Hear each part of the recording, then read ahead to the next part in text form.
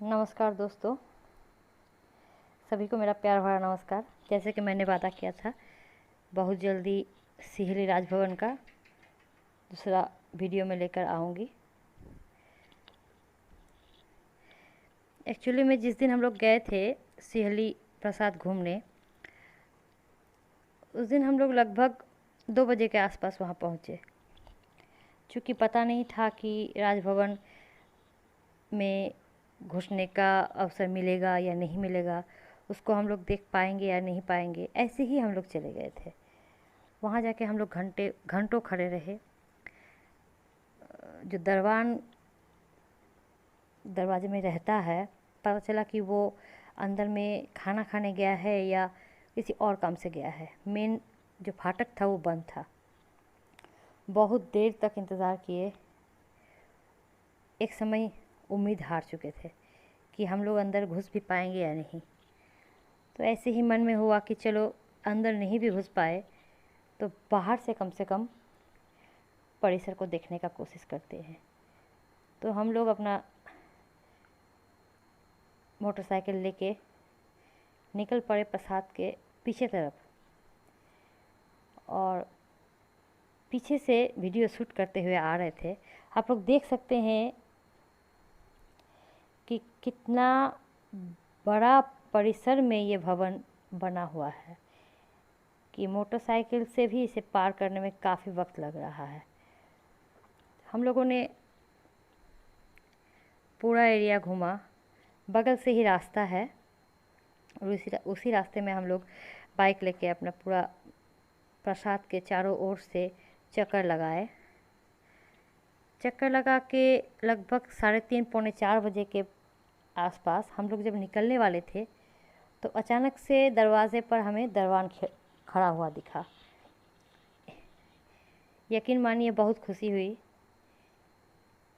एक उम्मीद का किरण जगा कि अब शायद अंदर घुस सकते हैं। दरबान जी के पास गए तो पता चला कि ये भवन जो है अभी जनता के लिए खुला नहीं है।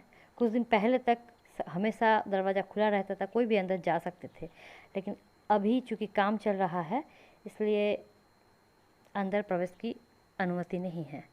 हमने बहुत रिक्वेस्ट किया, बहुत कहा कि कृपया हमें जाने दे। हम लोग बहुत दूर से इस राजप्रसाद का जिक्र सुने हैं और आए हैं, तो न जाने क्यों दरबान जी का मन पिघला और उन्होंने हमें प्रवेश करने दिया अंदर। प्रवेश करने के बाद जो मेन फाटक जो खुला, और उसके बाद हमें पहले तो एक बड़ा सा मैदान जैसा दिखाई दिया, और मैदान के उस पार में था एक भव्य भवन, सफ़ेद रंग जिस पे चढ़ा हुआ था। कई जगहों में रंग रोगन का काम चल रहे थे, तो हमने उनके साथ प्रवेश किया। दरबान जी थोड़ा सा अच्छे मन के थे, सो उन्होंने कहा कि चलिए हम आप लोगों को घुमा कर दिखाते हैं पूरा भवन। और भवन में हम लोग प्रवेश किए। एक एक कोना हम लोगों को दिखाया उन्होंने। जैसा कि आप लोग देख सकते हैं, जो नक्काशी है भवन का वो पुराने समय की है, और अभी का जो इस भवन का मालिक है उनका ये हार्दिक इच्छा है, जैसे कि हमें बताया गया दरबान जी के द्वारा कि अकील अख्तर जी का ये हार्दिक इच्छा है कि इस भवन का रंग रोगन बदला जाए, लेकिन जो पुराना जो शैली है उसमें कोई परिवर्तन ना हो। जैसा ये भवन था उसी प्रकार से उसको फिर से नया से बनाया जाए। रूप उसका वही रहेगा जो कि पहला था। हर नक्काशी जहाँ जहाँ से टूटा हुआ था उसको फिर से वैसे ही बनाया जा रहा है। देखकर काफ़ी अच्छा लगा। भवन का हर एक कोना नए से बनाया जा रहा है। कहीं पे सीढ़ियाँ टूटी हुई है तो कहीं पे छत टूटे हुए थे। सभी जगह की मरम्मती उस समय चल रहा था। मिस्त्री, लेबर, मज़दूर काम पर लगे हुए थे। हर जगह में ईंटा, बालू, सीमेंट आदि फैला हुआ था, जिसे देख के समझ में आ रहा था कि काफ़ी ज़ोर शोर से काम चल रहा है। भवन 3 हिस्से में बटा हुआ है। पहले जहाँ से हम लोगों ने एंट्री किया और उसके बाद 2 रूम पार करने के बाद ही हम लोगों को आंगन दिखा। ये आंगन का ही दृश्य है। आंगन से हमने ऊपर तरफ का दृश्य लिया है। हर जगह में काम चल रहा है। कहीं बांस के मचान बंधे हुए हैं तो कहीं पे रंग रोगन हो रहे हैं, कहीं पे सीमेंट का काम चल रहा है। देखकर बहुत अच्छा लग रहा था। छोटे छोटे जो नक्काशी है, कहीं पे थोड़ा थोड़ा हिस्सा टूटा हुआ है, उसको फिर से वैसे ही रूप दिया जा रहा है जैसा कि वो पहले था। और इसी प्रकार देखते हुए हम लोग आगे बढ़ रहे थे।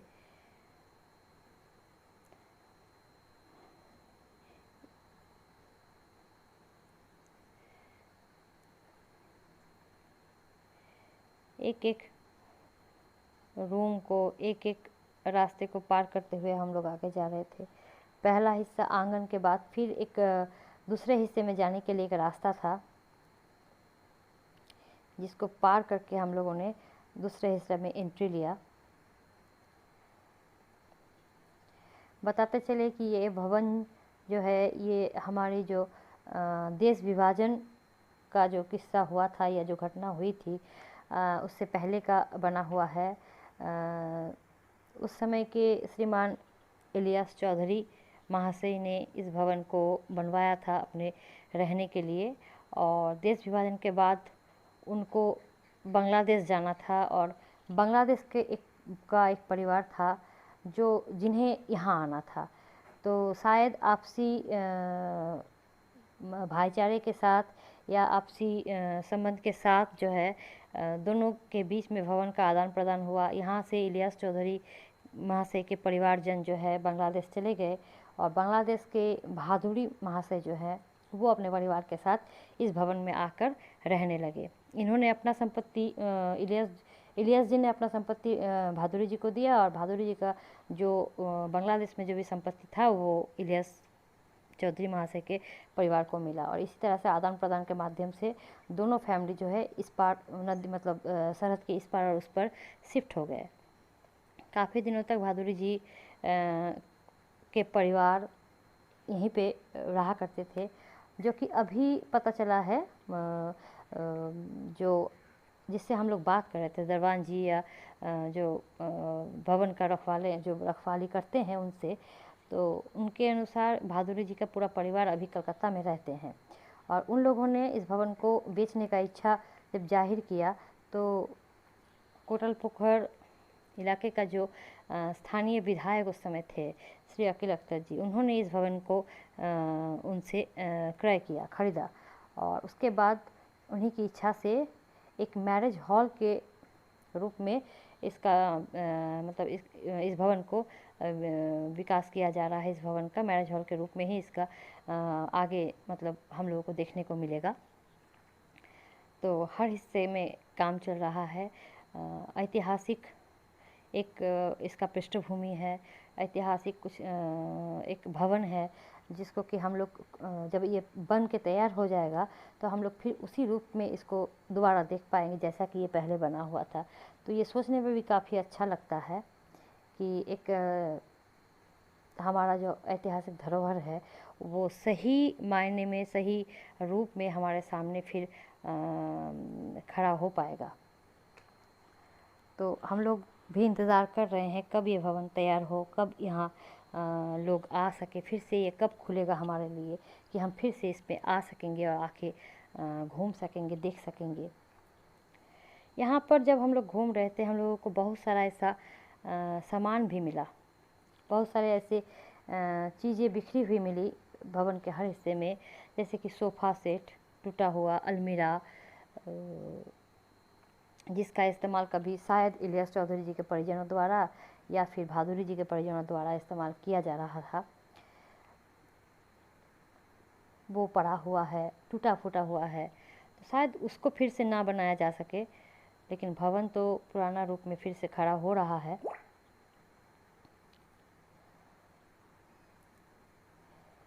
बहुत सारी सीढ़ियाँ है ऊपर दूसरी मंजिल में जाने के लिए।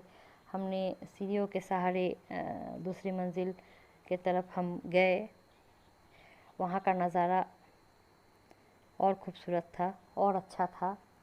ऊपर के हिस्से में काफ़ी कुछ बन चुके थे, कुछ कुछ जगह में काम चल रहे थे।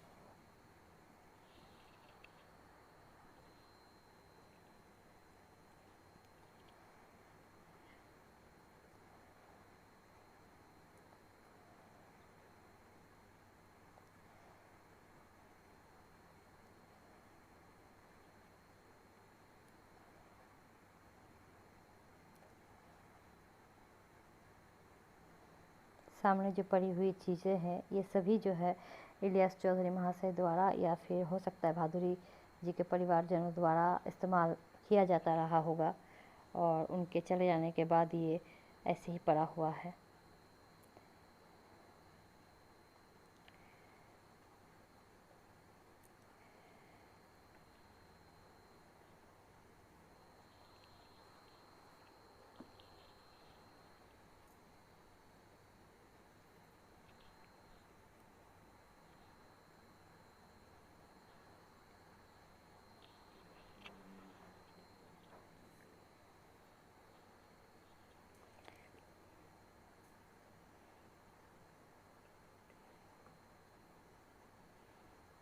ऐसे दरबान जी मन के बहुत अच्छे थे, जिन्होंने पहले तो भले ही हमें घुसने देने से इनकार किया था, बहुत रिक्वेस्ट करने के बाद ही उन्होंने हामी भरी।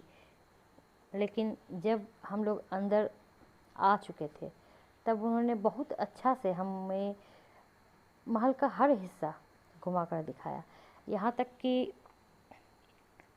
छत तक हमें लेके गए और छत का भी पूरा हिस्सा हमें घुमा कर दिखाया और हमारे साथ साथ अंत तक बने रहे। भवन जो आधा अधूरा बना हुआ है, तो खंभों की खूबसूरती आप लोग इस वीडियो में इस जगह में देख सकते हैं, कितनी खूबसूरत लग रही है। जब ये पूरा भवन बनकर तैयार हो जाएगा तो अंदाज़ा ही लगा सकते हैं कि कितना खूबसूरत ही लगेगा।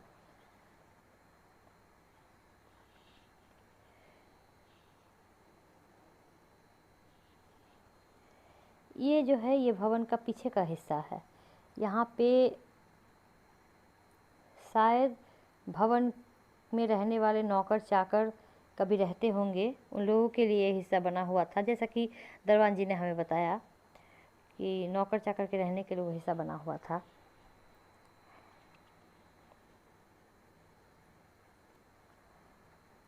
हम लोग जब छत पर गए, छत से भवन के बाहर का नज़ारा इतना खूबसूरत था कि हम इसको लफ्ज़ों में नहीं बयां कर सकते हैं। पूरा का पूरा शहर, उसके अगल बगल का चारों तरफ का हिस्सा छत से देखा जा सकता था। बहुत अच्छा लग रहा था।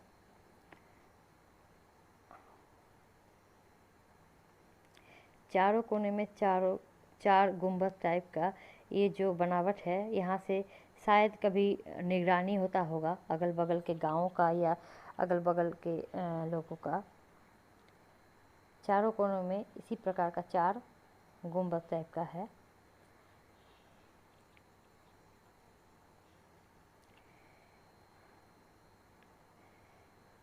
दोस्तों, हमने वीडियो के माध्यम से पूरा भवन दिखाने का कोशिश किया है और उम्मीद करते हैं कि आप सबको अच्छा लगा होगा।